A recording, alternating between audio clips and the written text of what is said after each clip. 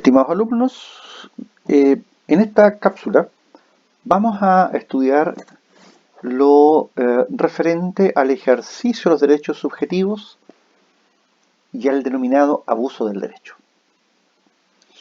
A ver,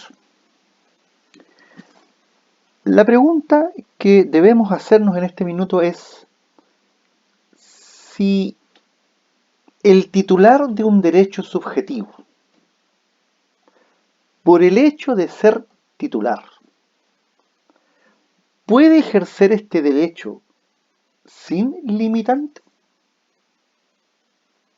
o por el contrario, el ejercicio de un derecho subjetivo reconoce límites. Por lo tanto, aquí hay que hacernos cargo de una temática que es muy interesante, cuál es, qué implica la vida en sociedad y la titularidad en los derechos subjetivos.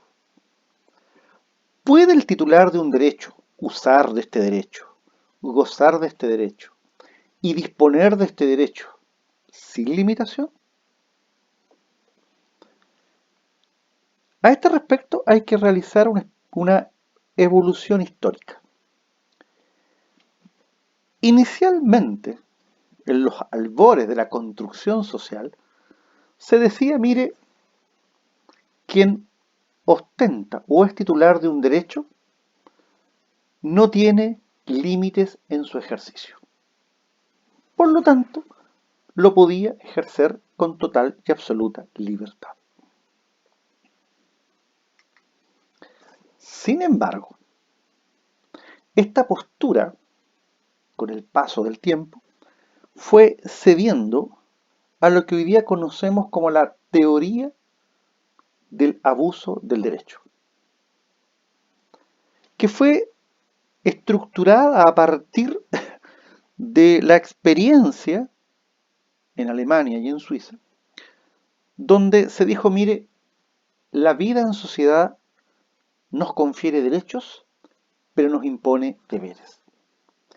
Y es por eso entonces que en materia de legislación comparada, el derecho alemán dice que el ejercicio de un derecho es inadmisible si únicamente puede tener la finalidad de causar daño a otra persona. Cada uno está obligado a ejercer sus derechos y cumplir sus obligaciones según las normas, miren, de la buena fe. El abuso manifiesto de un derecho no está protegido por la ley.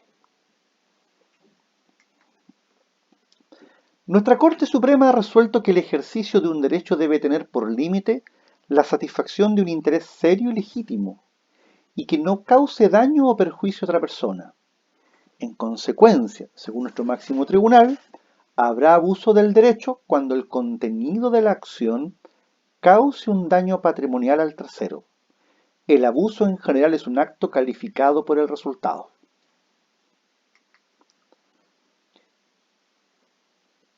Nuestro Código Civil y el Código de Aguas se hacen cargo de la temática del abuso del derecho.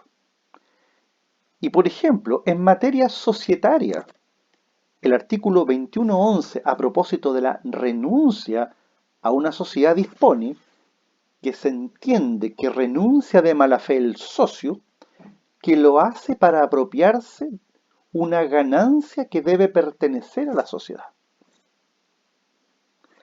Y el Código de Aguas también dice que si bien cualquiera puede cavar pozos en el suelo propio para las bebidas y usos domésticos, si de ello no reportara utilidad alguna, o no tanta que pueda compararse con el perjuicio ajeno, será obligado a cegarlo, o sea, a cerrar el pozo. O sea, para nuestro derecho, la doctrina del abuso del derecho es perfectamente reconocible.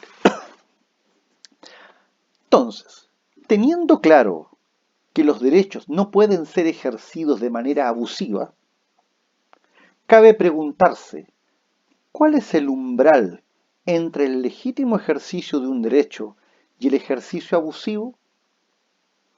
¿Cuál es el momento en que el ejercicio de un derecho legítimo deviene en abusivo?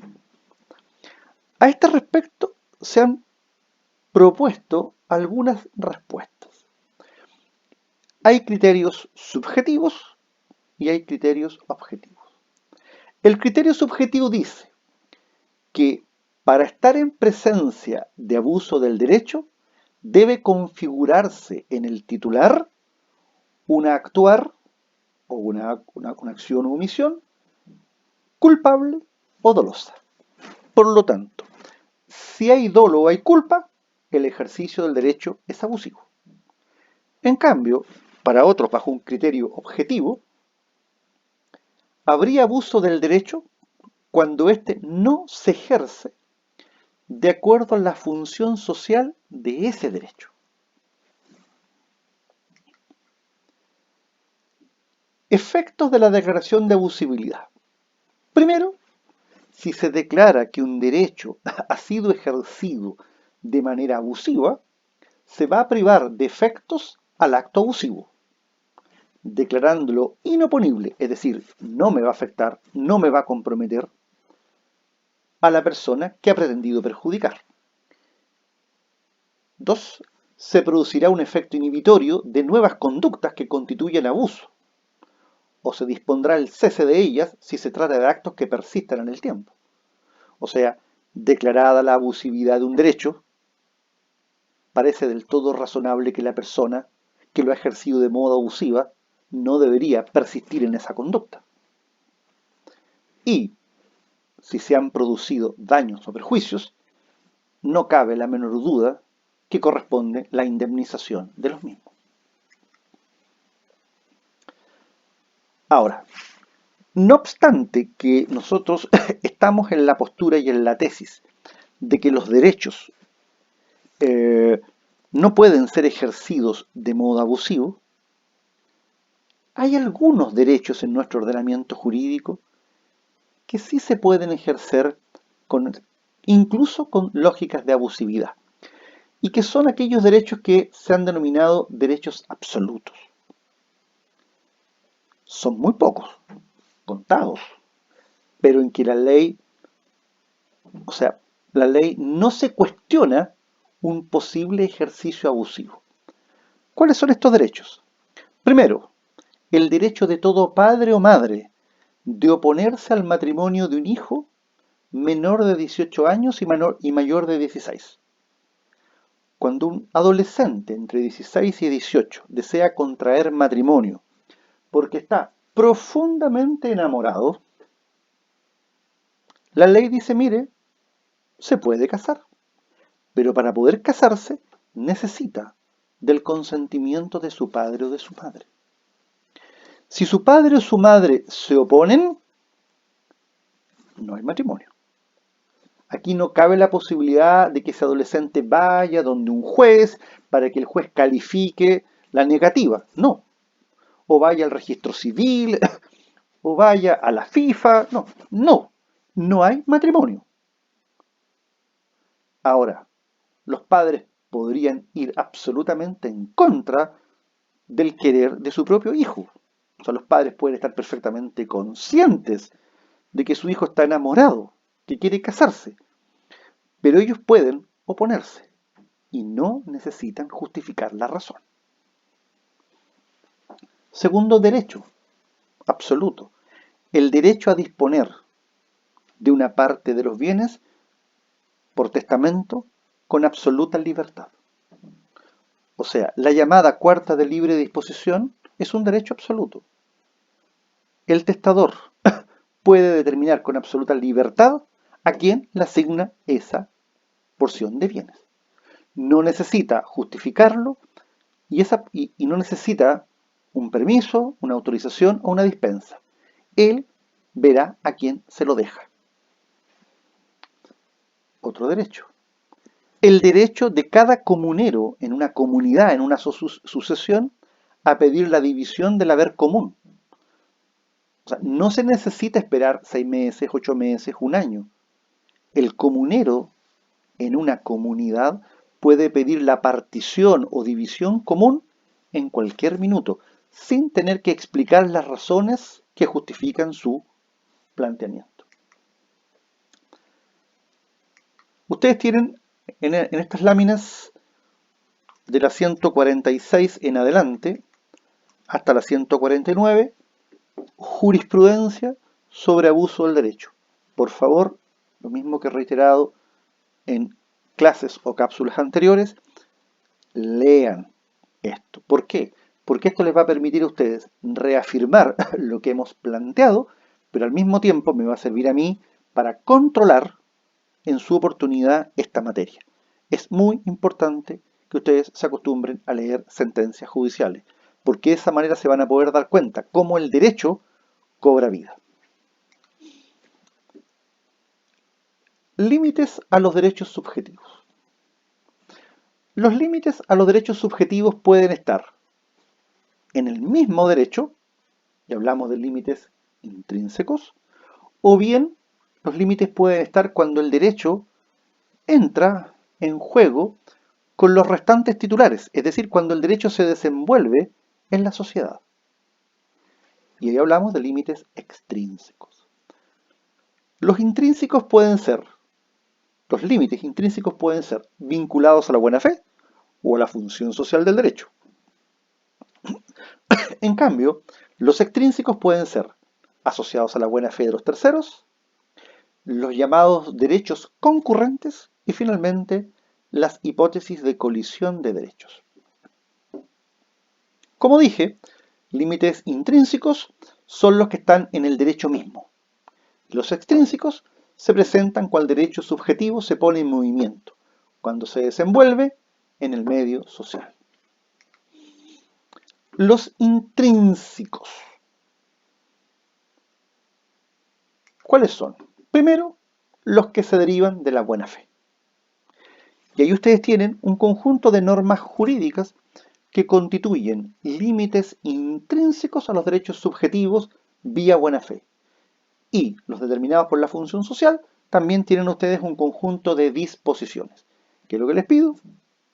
Léanse las normas y cuando llegue el minuto en que nosotros hagamos este intercambio y absolución de, digamos, absolver consultas y tengamos una clase ya interactiva, ustedes me pueden preguntar y podamos analizar alguno de estas hipótesis o casos. En cambio, tenemos los límites extrínsecos, que son aquellos que... Los límites extrínsecos, en cambio, son aquellos que provienen de los derechos cuando estos entran en movimiento en el entorno social. Y pueden provenir, ya sea, del respeto a la buena fe de los terceros.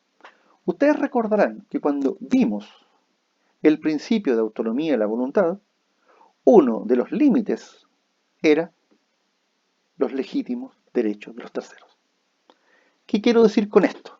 Que los derechos subjetivos tienen que respetar, bajo todo punto de vista, los derechos de los terceros cuando estos los han adquirido de buena fe. Ya llegará el minuto en el cual veamos en obligaciones principalmente y en contratos y en cuasicontratos cómo se hace necesario respetar los derechos de buena fe. Pero solo les adelanto, por ejemplo, imagínense ustedes, el Estado proporciona una garantía muy importante a las personas que participan de los remates, sea de remates de bienes muebles a través de un martillero público o los remates de inmuebles que se llevan a cabo ante el tribunal. Imagínense ustedes si ese sistema fuera un sistema incierto. ¿Habrían personas interesadas en ir a los remates? La respuesta es clarísima, no.